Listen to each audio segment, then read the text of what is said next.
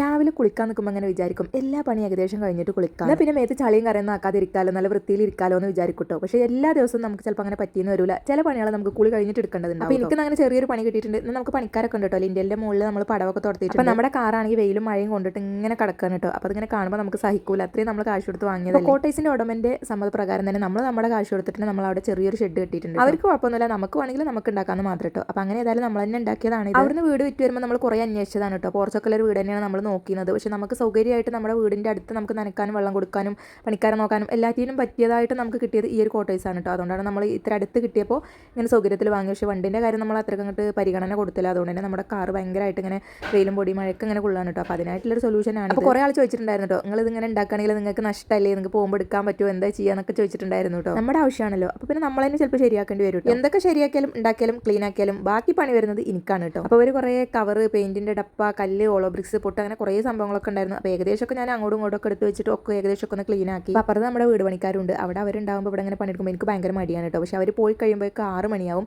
അപ്പോൾ പിന്നെ നമുക്കിത് ക്ലീൻ ആക്കാൻ അതിനൊന്നുള്ള ടൈം ഉണ്ടാവില്ല. പിന്നെ രാത്രി ആകുമ്പോഴേക്ക് നമ്മുടെ വണ്ടി ഒക്കെ സെറ്റ് ചെയ്ത് വരും. വണ്ടി നമ്മൾ സർവീസിന് കൊടുത്തിരിക്കുകയാണ് കേട്ടോ. അപ്പോൾ അത് സർവീസും കാര്യങ്ങളൊക്കെ കഴിഞ്ഞ് കൊണ്ടുവരുമ്പോൾ പിന്നെ നമ്മൾ അവിടെ ക്ലീൻ ആക്കാനും ഇതിനൊന്നും ടൈം ഉണ്ടാവില്ല കേട്ടോ. അപ്പോൾ കുഞ്ഞാക്ക പോകുമ്പോൾ തന്നെ എന്നോട് പറഞ്ഞതാണ് അവിടേക്ക് ഒന്ന് ക്ലീൻ ആക്കിയിട്ട് വണ്ടി കൊണ്ടുവരണം എന്നൊക്കെ പറഞ്ഞിട്ടാണ് കേട്ടോ പോയത്. ഏകദേശം പരിപാടി കഴിഞ്ഞപ്പോഴേക്ക് എനിക്ക് രണ്ടാമത് കുളിക്കാനായിട്ടോ. അത്രയും വിയർപ്പ്, നല്ല പൊടി ഉണ്ടായിരുന്നു. ഏകദേശം 5:45, 6 മണിയൊക്കെ ആയപ്പോഴേക്ക് പണിക്കാരൊക്കെ പോയിട്ടുണ്ടായിരുന്നു കേട്ടോ. പിന്നെ അവർക്ക് വെള്ളവും ചായയൊക്കെ കൊടുത്ത പാത്രങ്ങളൊക്കെ നമുക്കൊന്ന് കൊണ്ടുവരാൻ കേട്ടോ. അതൊക്കെ വൈകുന്നേരം എൻ്റെ ഒരു സ്ഥിരം ഡ്യൂട്ടിയാണ്. അപ്പോൾ പണി എന്തായി, എത്ര പടവയ്ക്കണം എന്നൊക്കെ നോക്കാനും കൂടിയാണ് കേട്ടോ ഞാൻ പോയത്. കാരണം നമ്മൾ അവിടെ നിന്ന് നോക്കി കഴിഞ്ഞാൽ ബാക്ക് ഭാഗം മാത്രമേ കാണുള്ളൂ, മുന്നിൽ പടവും കാര്യങ്ങളൊന്നും നമുക്ക് കാണാൻ പറ്റില്ല കേട്ടോ. അപ്പോൾ ജസ്റ്റ് ഒന്ന് വന്ന് നോക്കാൻ കേട്ടോ.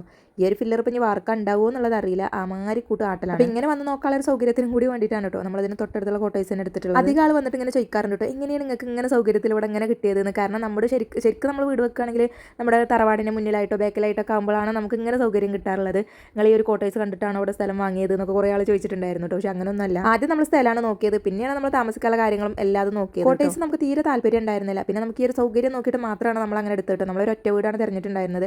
പിന്നെ ഇങ്ങനെ വരലും പോക്കൊക്കെ നമുക്ക് ബുദ്ധിമുട്ടാവുമെന്ന് വിചാരിച്ചിട്ടാണ് കേട്ടോ ഇതെടുത്തത്. അങ്ങനെ പാത്രങ്ങളൊക്കെ കൊണ്ടുപോയി ഒക്കെ കഴുകി വെച്ചപ്പോഴേക്ക് കുഞ്ഞു വന്നിട്ടുണ്ടായിരുന്നു. ഇപ്പോൾ പോണത് നമ്മുടെ വണ്ടി സർവീസിന് കൊടുത്തിട്ടുണ്ട്. അപ്പോൾ അതെടുക്കാൻ വേണ്ടിയിട്ട് പോകാൻ കേട്ടോ. അപ്പോൾ സ്കൂട്ടിയിൽ പോയി കഴിഞ്ഞാൽ ഇങ്ങോട്ട് കാർ കൊണ്ടുവരണമല്ലോ.